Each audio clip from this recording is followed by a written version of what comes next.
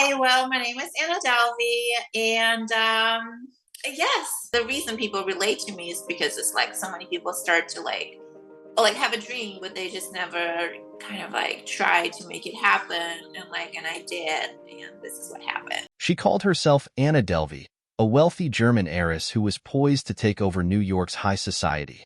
With impeccable style, grandiose plans for an arts foundation, and seemingly limitless wealth, she was the epitome of glamour. But there was one problem. Anna wasn't who she claimed to be. Beneath the designer outfits and lavish lifestyle lay a web of lies so intricate that it duped some of New York's most prominent socialites, banks, and luxury hotels. How did Anna Sorokin, a Russian-born con artist, manage to fool the elite and build an empire of deceit, until it all came crashing down? Please subscribe to our channel and make comments about what you think of our videos. In the glittering world of New York's social elite, appearances are everything. This is a place where status, wealth, and connections reign supreme, and Anna Delvey seemed to have it all. In 2017, she became a rising star in New York's fashion and art scenes, frequently seen at exclusive parties, rubbing elbows with the city's wealthiest and most influential figures. With her cool, detached demeanor, a penchant for haute couture, and plans for a grand art foundation, Anna quickly gained the trust of her new circle.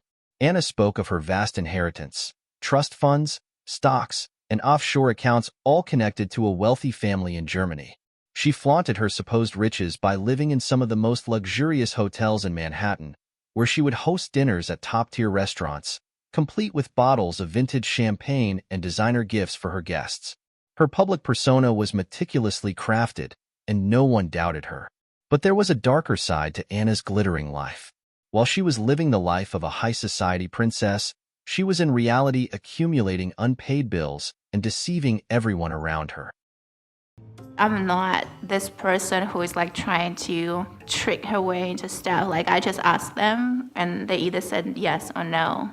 It was not only planned and executed by her, but it was done in a really brilliant way that you can't have just happen. I mean, you don't create a situation like that out of the blue. Anna Delvey was not a wealthy German heiress. She was Anna Sorokin, a Russian-born woman with no trust fund, no inheritance, and no real money to speak of. The wealth she flaunted was a mirage, carefully constructed through a series of scams that left behind a trail of unpaid debts and broken trust. Anna's elaborate con began with her lavish stays at boutique hotels like the 11 Howard in Soho and the Beekman Hotel. She would check in with promises that her wire transfer was on the way or that her family's accountant would be handling the bill shortly. In some cases, she even convinced hotels to allow her to charge expenses to her room without a credit card on file. Anna was the master of delaying payment, often until it was too late. When her credit ran dry, Anna used her new social connections to prop up her charade. She befriended the wealthy, well-connected, and influential, convincing them to front her expenses with promises of quick reimbursement.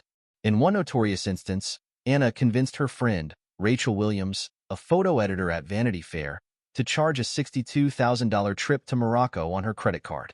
Rachel, believing Anna was good for the money, obliged, only to find herself left with the massive bill when Anna's so-called wire transfers failed to materialize.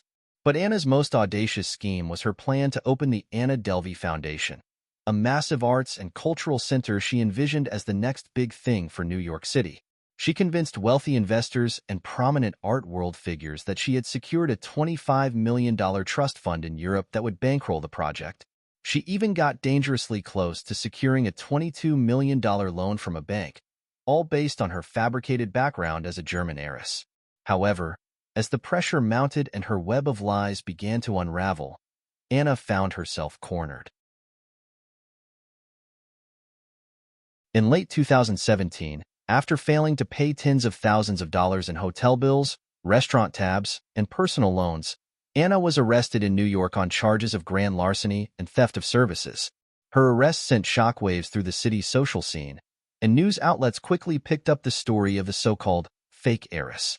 At her trial in 2019, the details of Anna's deception were laid bare for the world to see. prosecutors painted a picture of a ruthless con artist who preyed on the rich and used her charm, wit, and bold lies to manipulate those around her. They presented evidence of Anna's unpaid bills, fake wire transfer receipts, and false documents used to support her fake identity. Witnesses testified to how Anna had used them for money, promising to pay them back but never following through.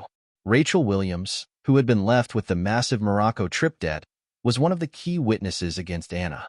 Anna, meanwhile, maintained her innocence, arguing that she had always intended to pay back the money she owed and that her friends and associates had willingly lent her the funds, knowing full well her background. That was just never my intention, and nobody can tell me what my intentions were. It's like, if I had a chance, like, everybody would have been paid back and everybody would have been made whole. I did not choose the best way to like go about it, but I never had like a criminal mindset.